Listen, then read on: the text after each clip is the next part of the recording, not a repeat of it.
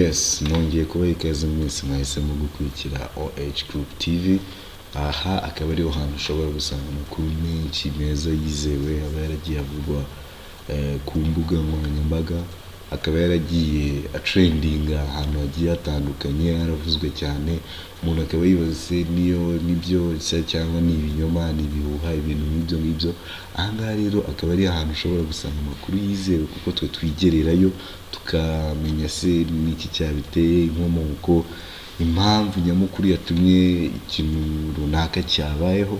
Akaba ariho hantu rero ushobora kuzajya usanga amakuru meza yizewe n'utuntu tugiye dutandukanye tuzajya tubagezaho, kugira ngo dukomeze gutuma mukomeza kuba update. Nkaba nibutse rero utarakora subscribe, byihuse ugakora subscribe ndetse ugakanda ku nzogera, kugira ngo amakuru yose dukoze, ibiganiro byose duteguye bijye bikugeraho ako kanya kandi byihuse. Njye mugiye kubana nawe nkaba ni Rukotana Derek.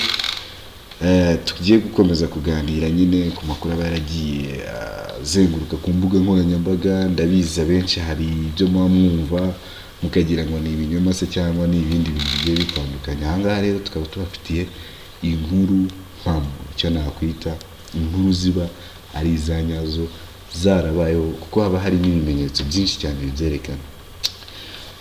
Ngira ngo rero muri iyi minsi nk'uko mubizi, icyorezo cya COVID-19 cyamaze gukomeza gukaza umurego, nicyo nakwita, kuko cyamaze gufata indi ntera. Kiriho nono abantu bariho barandura ari benshi cyane, ugasanga n'ingamba zo kukirinda ziragenda zikakara zikomera, aho usanga bavuza abantu kwegerana, gukaraba kenshi, agapfukamunwa kukambara kandi neza.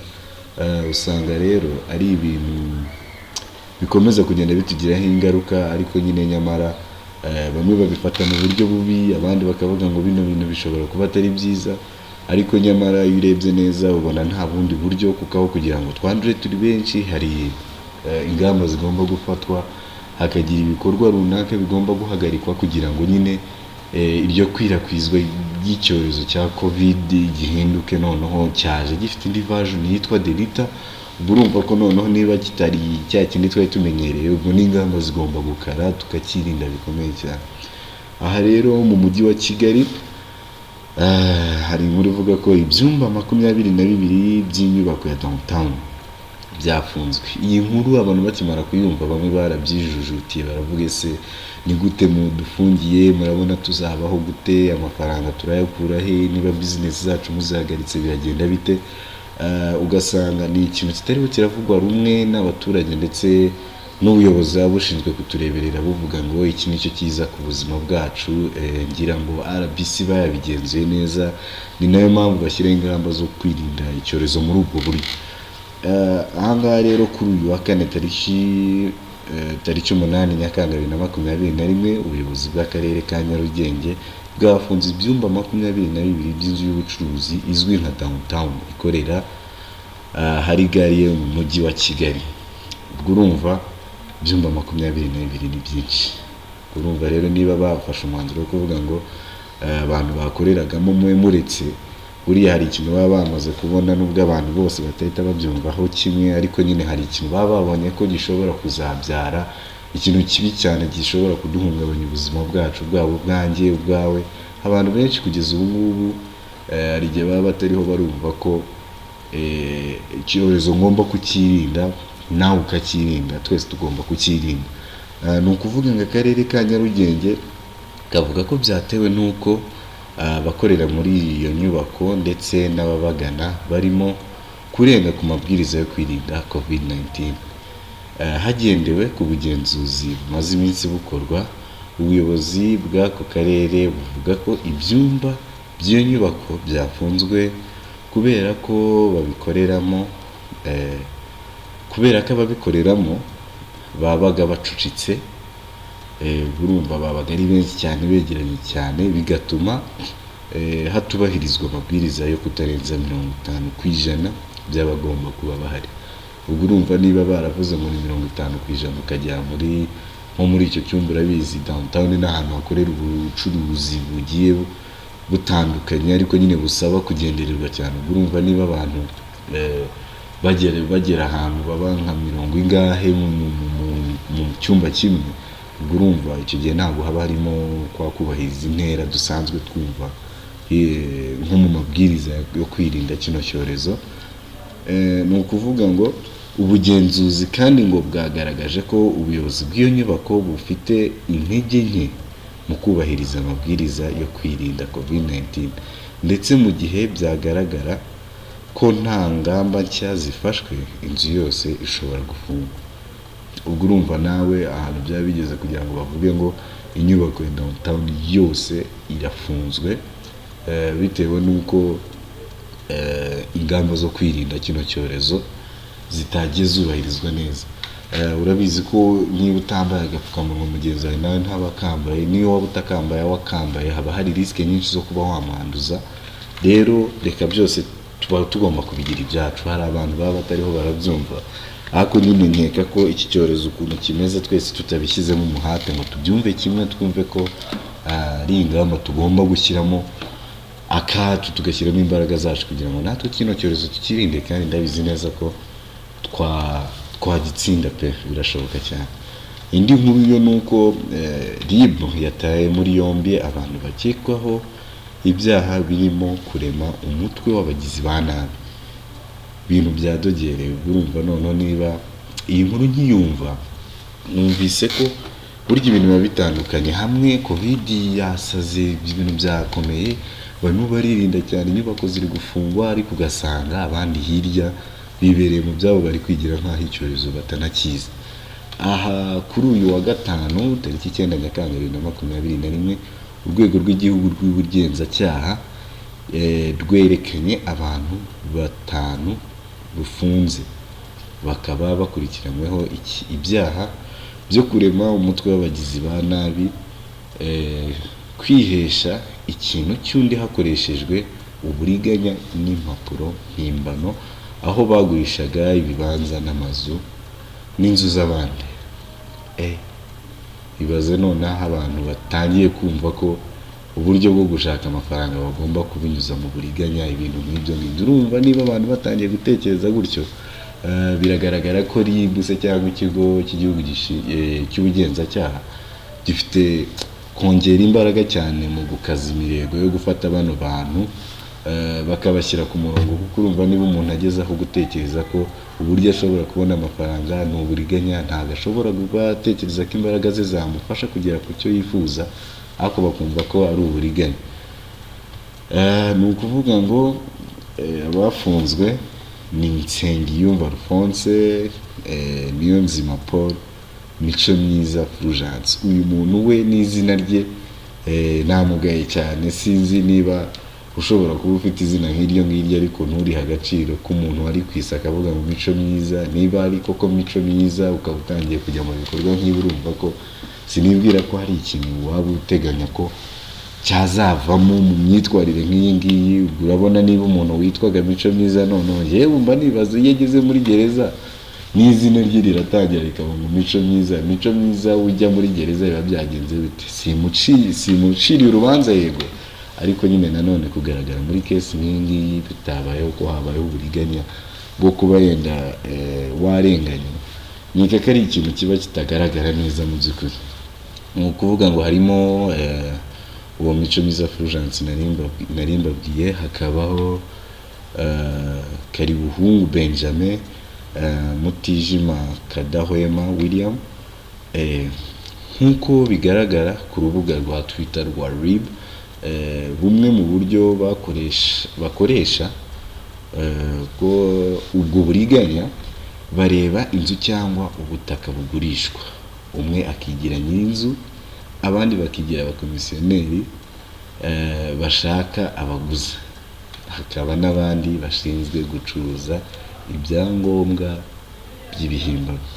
Ubwo urumva ahantu ibintu bigeze byadogereye, muri make nyine ngaho ibibazo aho umuntu atekereza nk'ibintu nk'ibyo ngibyo. Ariko nkomeza gushimira uru rwego rw'igihugu rushinzwe ubugenzacyaha, kuko urumva ko iyo bataba hafi ibintu byari kuba byageze no ku rundi rwego. Ni ukuri niba abantu batekereza gukora ikintu nk'icyo ngicyo, ni ibintu biba bigiye bitunguranye, ariko usibye ko nyine nanoho haba harimo ubuhemu. Mu by'ukuri sinibwira ukuntu umuntu ashobora gushaka ikibanza cyo mu mafaranga yo ukajya kugicuruza gutyo.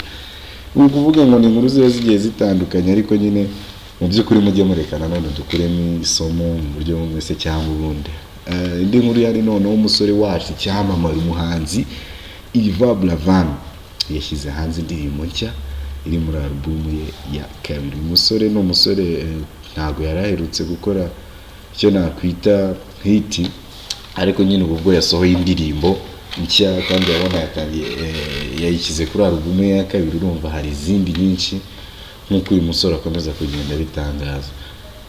Burabyo dushime Yvan, muzi nka Yvan Buravan, ukoresha amazina akoresha amazina ubundi ya Yvan Buravan, ariko nyine amazina ye nyakuri ni Burabyo dushime Yvan. Yasohoye indirimbo ye yise Ye Aye. Ye Aye, ubwo niba wajya kubyandika ni Ye Aye, ubwo nyine kuri ye ya kabiri. Ubwo ukuntu ayiririmba bituma hazamo indi nyandiko y'ubutinde bwa aye. Iri mu ziri kuri album ya kabiri ari gutegura. Iyi ndirimbo yagiye hanze ku mugoroba wo kuri uyu wa gatatu tariki 7 Nyakanga 2021 mu buryo bw'amajwi yakozwe na Bob Pro, amashusho akorwa na Cedric Drake. Uyu muhanzi nawe akaba akomeje kugenda yigaragaza neza, kuko niba abakunzi baba bamaze gutangira kuvuga ese umuhanzi wacu byagenze bite, badaheruka kumva indirimbo ye bakajya bakumva basohora uyu muziki icyo nakwita hit nyine, kongera ukayibutsa ko Yvan Buravan aracyari wa wundi, iryajwi rye ntaho ryagiye, aracyasohora indirimbo nziza kandi zigakundwa. Ubwo urumva ni ibintu byiza cyane, tuba dukwiye gushimira abahanzi bacu baduhoza akanyamuneza nyine mu masura yacu. Yagize ati guhimba iyi ndirimbo byatewe n'ibyo mba mbona tubamo. Ibyo byose nibyo narebye bintera kwandika ibyo nanditse. Mpitamo kwandika ku bintu biba bibera hirya no hino, ngaragaza ko ibyitaweho ubyitayeho wasara. Ni ukuvuga ngo hari ibintu ushobora kuba utazi bibera hirya no hino, yenda ukabyirengagiza, ariko nyine nyamara uramutse unabyitayeho byagusaza byatari. Yakomeje agira ati ko uba usabwa gukora ibyo ugomba gukora, hanyuma ukaza kuryoherwa wabirangiye. Ubwo nyine wabisoje ibyo wakoraga neza, byanga byakunda uba wumva ko ugomba kuzanamo ako kantu ko kwishimira ibyo wagezeho. Uyu muhanzi yavuze ko iyi ndirimbo iri mu zindi nyinshi yamaze gukora ziri kuri album ye nshya, ataramenya neza izina ryayo n'igihe izagira hanze. Ubwo urumva nyine haracyari byinshi bikiri mu gaseke uyu muhanzi akiri kudutegurira. Ati gutegura album yanjye nshya, izina ntabwo riraboneka. Iyi album yanjye ni iya kabiri iriho indirimbo nyinshi ifite umwihariko. Nifuzaga ko indirimbo zaba 10, ariko ndi kwibaza ko twazigira nka 12, nibyo byaba byiza kurushaho. Urumva noneho bya bintu mwavuga ngo it's not enough, ibintu noneho bigiye kugera ku rwego rwiza. Urumva niba umuhanzi ageze atubwira ngo nifuzaga gukora indirimbo 10, ariko nanone akabitekereza akavuga se kubera iki noneho ntakora 10, nako ntarenzaho 2 kuri izi 10 nashakaga gukora. Ubwo urumva rero ni ikintu cyiza cyane ku bakunzi ba Yvan Buravan. Mwitegure imizigo myinshi mishya kandi myiza. Buravan aheruka gushyira hanze album ye ya mbere yise The Love Lab. Ni ukuvuga ngo ni laboratoire y'urukundo, niko nabyita mu Kinyarwanda. Ubwo laboratoire sinzi bw'ikinyarwanda nabishyiramo, gusa nyine abenshi nkeka ko ijambo laboratoire mu byumva. Ubwo nyine ni ahantu hatunganyirizwa urukundo, reka aba ariko mbyita. Album ya mbere yise The Love Lab, mu gitaramo gikomeye cyabereye muri Kigali Conference cyangwa Exhibition Village, hahoze hitwa Camp Kigali. ku wa gatandatu tariki ya mbere Ukuboza 2018 ubwo nibwo aheruka gushyira hanze album ye ya mbere. Yvan Buravan mu gitaramo cye yafatanije n'abandi bahanzi barimo itsinda rya Active, Faustin, Chani na Nina. Ni igitaramo cyitabiriwe ku rwego rwo ndetse abantu benshi kugeza ubwo bamwe bakurikiranye igitaramo bari hano. Ubwo ni ukuvuga ngo abantu babaye benshi byatari, baba benshi cyane nyine kurenza uwo yari yiteguye.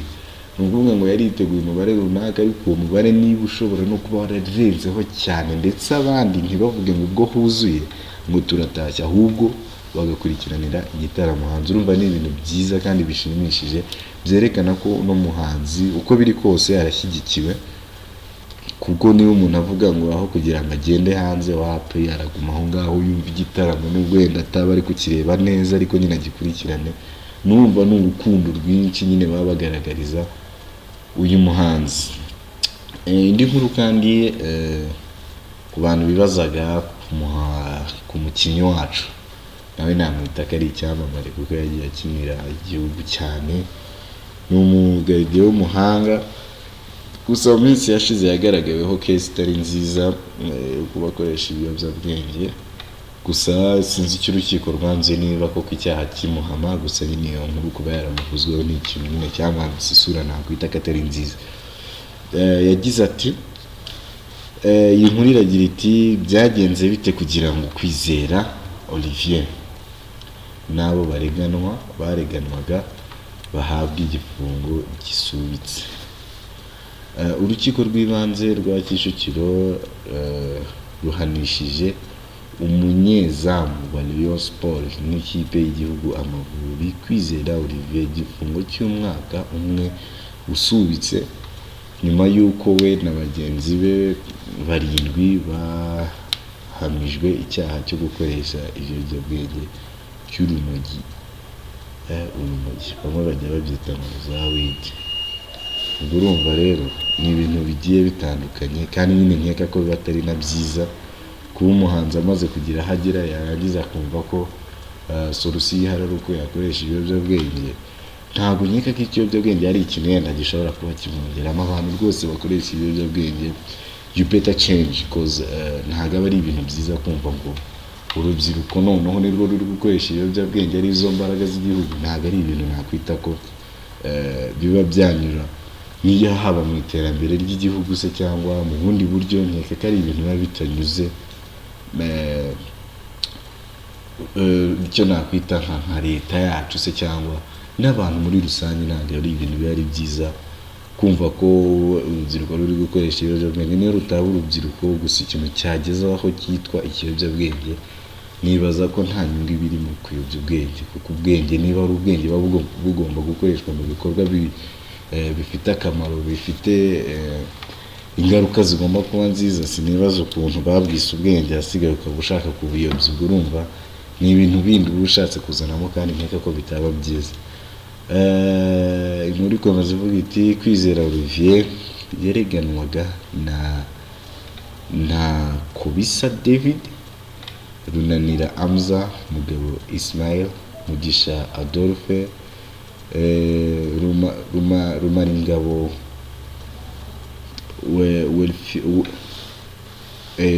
Wafike, Amerika Juma na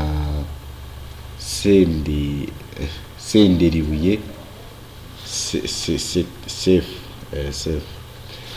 Ku wa kabiri tariki 6 Nyakanga 2027 nibwo basomye imyanzuro nyuma y'uko bari baburanye ku wa 28 Kamena 2021. Urukiko rw'ibanze rwa Kicukiro rwabahamije bose icyaha cyo gukoresha ibiyobyabwenge byo mu bwoko bw'urumogi. Umwanzuro warwo uvuga ko bahanishijwe igifungo cy'umwaka umwe usubitse. Ese bigenda bite mu mategeko ngo umuntu ahabwe igihano cy'igifungo gisubitse? icyo kibazo wakibaza nanjye nkakibaza. Ni igihano kigira ingaruka zihe ku muntu ugihawe? Ubundi amategeko ibihano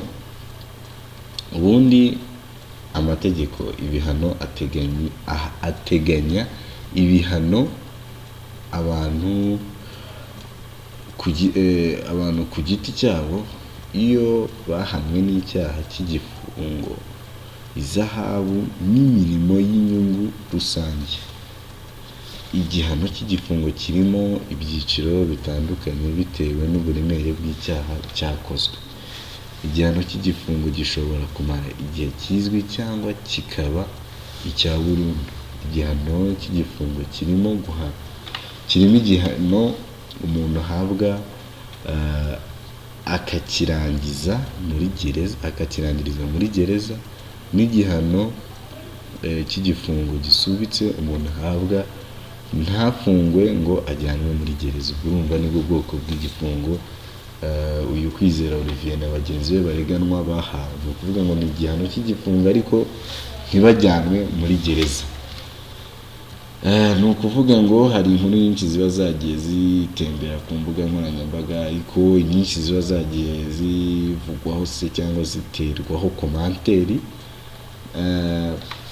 tugenda tuzibegereza kugira ngo namwe musobanukirwe ese imva n'imvano yabyo byagenze bite, se bizeye cyangwa ntibyizewe.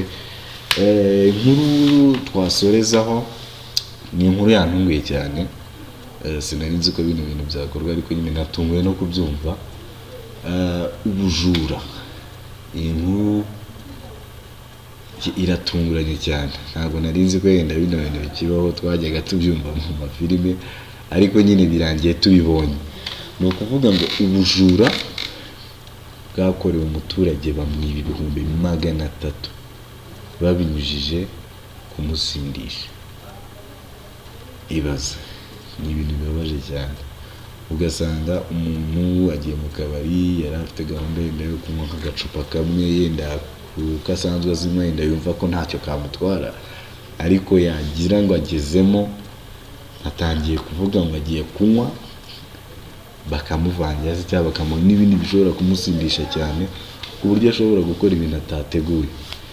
Ni ukuvuga ngo inkuru ikomeza kutubwira ko polisi y'u Rwanda ikorera mu karere ka Huye mu murenge wa Huye ku mugoroba wo kuwa 2 tariki ya 6 Nyakanga 2022 ku bufatanye n'abaturage bafashe abantu 3 bari bamaze ibyumweru 2 bashakishwa bakekwaho kwiba umuturage amafaranga y'u Rwanda 300,000 nyuma yo kumusindisha. Wakwibaza ngo byagenze abafashwe ni Mutesi Grace w'imyaka 24, Iradukunda Elize w'imyaka 21, Ntuzabintwari Jean de Dieu w'imyaka 27. Ariko sinzi niba namwe bino bintu ariko muri kugenda mubitekerezaho, gusa zino nkuru ndi kugenda nsoma harimo abantu baba bafite amazina, ugasanga amazina ntabasa mu by'ukuri. Ugasanga umuntu aritwa Mico Myiza ari kuri RIB ngo ariho arashaka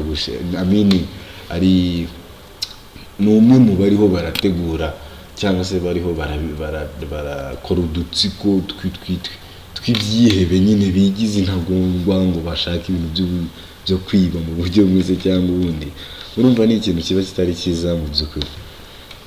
Ni ukuvuga ngo nk'uyu noneho we yitwa Uzabintwari. Mwayibaze Uzabintwari harimo niba igikorwa cy'ubutwara akeka ko ari ukuba yakwiba amafaranga 300,000. Niba ari bwo butwara akeka ko wenda bushobora kuba bwamufasha, sinzi mu by'ukuri, gusa ko mbyumva ni ikintu kiba gisebetse kandi kigayitse.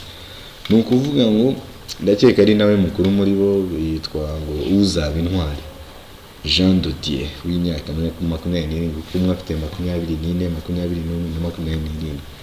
27. Bafashwe nyuma yo gukekwaho kwiba ayo mafaranga kuri telefoni y'uwitwa Hategekimana Daniel w'imyaka 40.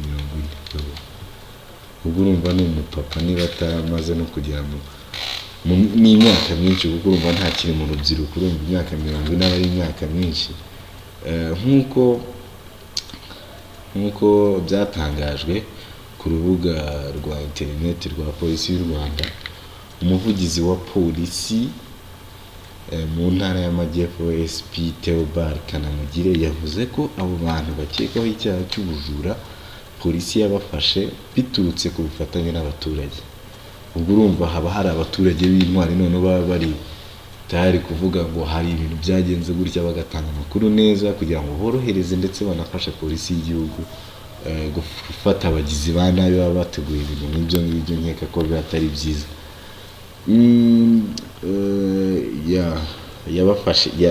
Yabafashe biturutse ku bufatanye n'abaturage. Inkuru ikomeza itubwira iti yagize ati tariki, ubwo ndavuga nyine umuvugizi wa polisi w'intara y'Amajyepfo SP Theobald Kanamugire yagize ati tariki 24 Kamena 2021 Hategekimana Daniel yagiye mu kabari nako kakoraga mu buryo butemewe kuko utubari butemewe muri iki gihe cya COVID-19.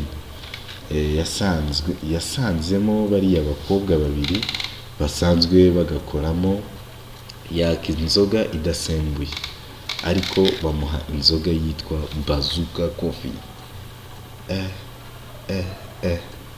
Aka nakumiro none ibaza umuntu kuza akaka inzoga idasembuye warangiza ukazana iyo bita ku bantu yenda bazi ibinyobwa nk'ibi, iyo bita Bazooka Coffee. Nkeka ko ku bantu bayizi, nkeka ko isindisha ahubwo si n'uburyo bworoshye kuko nkeka ko ishobora kuba ari imwe mu nzoga zishobora kuba yenda zishobora no kugusindisha, gushobora gukurikira ngo iraryohereye ariko bikarangira wasinze wageze hasi. Ibaze noneho umuntu yaje yaka inzoga idasindisha none birangiye umuhaye Bazooka Coffee, kuko bo bayimuhaye bamubwira ko idasindisha, akomeje kuyinywa aza gusinda. Ubwo urumva yakurikiye ubwo buryohe, ntiyumvaga ko yenda ishobora kuba ikarishye se cyangwa ishobora kuba yagira n'uburyo imusindisha nk'ibindi binyobwa bisindisha, kuko we yaje yakira inzoga idasindisha bayimuhaye bamubwira ko idasindisha, nubwo ngubwo yayinywaga ikurikiye ubwo buryo azi ko atari businde. Gusa birangira nyine nta mahitamo afite, agomba gutsinda kuko Bazooka ni inzoga igomba gusindisha uwo ari we wese wayinywa. Sinkeka ko hari umuntu ushobora kuba yayinywa ntimusindishe. Abakekwa bavuga ko amafaranga bavanye kuri telefoni ari 265 n'amafaranga 500, mu gihe nyirayo we avuga ko hariho 300. Ubwo nawe urambwira ngo niba byonyine bavuga ngo kuki ngo bo bakwiye 264 n'amafaranga 500, nibaza yo kuki yo bayakuyeho. Niyo baba bari kujurira bavuga ngo twakwiye ayangaya, kuki yo mwayakuye, kuki mutayarekeyeho? Rero nkeka ko rwose ayangaya nta matakira ngo yisinzi ko ushobora kuba wafatiwe mu cyaha nk'icyo, ushobora kuba unayagabanya kugira ngo yenda amafaranga wajyanye ube utayasubiza uko yajyanye. Ariko nkeka ko niba ikintu nk'iki cyagaragaye, sinkeka ko ushobora kuvuga ngo natwaye amafaranga angana gutya kandi nyiri bwite afite amakuru runaka ku mafaranga yari afite, azi konti yuko yari ihagaze. Niba ari 300 akaba nta na make yasizeho, ukaba uvuga ko watwaye 264 n'amafaranga 500, wakwibazaho ibindi 30 byagiye hafi aho ngaho. Ubwo rero sinkeka ko hari ikintu ushobora kwireguza uvuga ko watwaye amafaranga agera muri ako kayabo, wanagize ukavuga ngo natwaye angaya kubera iki se wayatwaye. Iki cyaha ni icyaha kandi nyine ngo ni gatozi niko nkunze kumva babyita. Ni ukuvuga ngo itegeko rya nomero 68 akarongo 2018 ryo kuwa 30 z'ukwa 8/2018 riteganya ibyaha n'ibihano muri rusange. Ingingo y'166 ivuga ko umuntu wese uhamijwe n'urukiko icyaha cyo kwiba ahanishwa igifungo kitari munsi y'umwaka umwe ariko kitarenze imyaka 2, ihazabu y'amafaranga y'u Rwanda atari munsi ya miliyoni 1 ariko atarenze miliyoni 2, imirimo y'inyungu rusange mu gihe cy'amezi 6 cyangwa kimwe gusa muri ibyo cyangwa kimwe gusa muri ibyo bihano, muri ibyo bihano tuvuze hejuru ashobora no guhanishwa kimwe muri byo. Ubwo urumva rero ino nkuru y'ubujura n'uburiganya, muri make aba bantu batatu bateguye bari babiteguye, ntabwo wambwira ngo umuntu yaraje ntiwamenya ngo, ariko ndibaza ikintu cyatumye bamenya ngo kuri konti ye hariho amafaranga ya naya, nicyo cya kintu ngo umuntu araje ni ubwa mbere aje mu kabari kawe, warangiza ukambwira ngo usanze afite amafaranga runaka, ntumuzi ntakuzi, sinibwira ukuntu yenda bashobora kuba barabimenye, gusa uko babivuze baramusindishije babikorera kuri telefone. Ubwo urumva niba umuntu yari yasinze byo, yenda nk'umuntu waje yiyakiriye ikinyobwa kidasembuye akaba yarahawe inzoga isembuye agasinda, ni ukuvuga ngo ibikorwa yakoze nyuma bishoboke ko no kuba yakwivamo akavuga ngo pini yanjye ni iyi ngiyi, konti yanjye bimeze gutya na gutya, akababwira yisanzuye, nawe ubwo amafaranga bakayakuraho. Ubwo urumva ako kabari ntikakoraga mu buryo bwemewe, kuko utubari byo turafunze muri iki gihe cya COVID-19. Urumva rero kuba yaragiye mu kabari, yego ni ikosa, n'ako kabari sinyeka ko gafite uburenganzira bwo gukora, ariko nanone inzoga aho ziva zikagera urumva ko ziba zamutamaje, usibye ko wenda sinamurenganya kuko yatse ikinyobwa kidasembuye, wenda bishoboka ko ikirere cyamutegekaga gufata akantu gakonje ariko nanone kadasembuye. Hari abantu bajya bumva kwisha icyaka gufata ibinyobwa bisembuye, ariko nyine mu by'ukuri uyu mugabo we yagiye yaka ikinyobwa kidasembuye, birangira ahawe igisembuye, aranasinde, birangira akorewe ubujura. Ubwo aba bose rero bakaba bafunze bazira icyo cyaha, kuko nk'uko ino foto ibigaragaza murabona ko bari mu ipingu, kandi rero sinyeka ko wajya mu ipingu udafunze. Iyi nkuru rero ikaba ari nayo itugejeje ku musozo w'aya makuru twari twabateguriye. Nongera kukwibutsa ko wowe utarakora subscribe ugomba gusubscribinga, hasigaye ugakanda ku nzogera kugira ngo inkuru nyinshi zishimishije se cyangwa ziba zigiye zitandukanye, ziba zagiye zizenguruka hirya no hino, zikugereho vuba kandi zizewe. Mbibutsa ko amakuru yacu aba yizewe ijana ku rindi. Njye mwari kumwe nk'abandi Mugabo Rukotana Derrick, reka tuzasubire n'amakuru y'ubutaha. Ciao ciao.